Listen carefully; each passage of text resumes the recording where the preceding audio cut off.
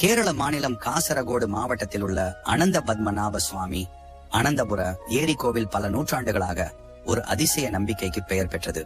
அந்த கோவிலின் புனித ஏரியில் வாழ்ந்த பாபியா என்ற முதலை சாதாரண முதலை அல்ல என்று பக்தர்கள் நம்பினர். அது யாரையும் தாக்காத சைவமாக மட்டுமே கோவில் நிவேதனத்தை உண்ணும் ஒரு தெய்வீக காவலன் என்று கருதப்பட்டது. பல தலைமுறைகளாக பாபியா கோவிலின் பாதுகாவலனாக இருந்ததாக சொல்லப்படுகிறது.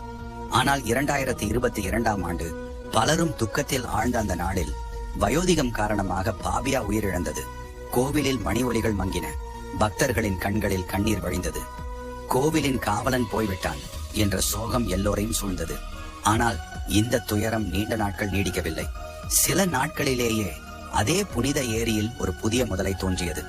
அதுவும் அமைதியாக, யாரையும் அச்சுறுத்தாமல் கோவிலை சுற்றி இருப்பதை பார்த்த பக்தர்கள் பாபியாவின் ஆன்மாவே புதிய உருவில் திரும்பி வந்துள்ளது என்று நம்பினர். அறிவியல் பார்வையில் இது இயற்கை நிகழ்வாக இருந்தாலும் நம்பிக்கையின் பார்வையில் இது தெய்வத்தின் சாட்சியமாகவே பார்க்கப்பட்டது. இன்றும் அந்த கோவில் பாபியாவின் கதையால் நம்பிக்கையும் அதிசயமும் கலந்து மனிதனுக்கும் இயற்கைக்கும் இடையிலான மர்மமான உறவை நினைவூட்டிக் கொண்டிருக்கிறது.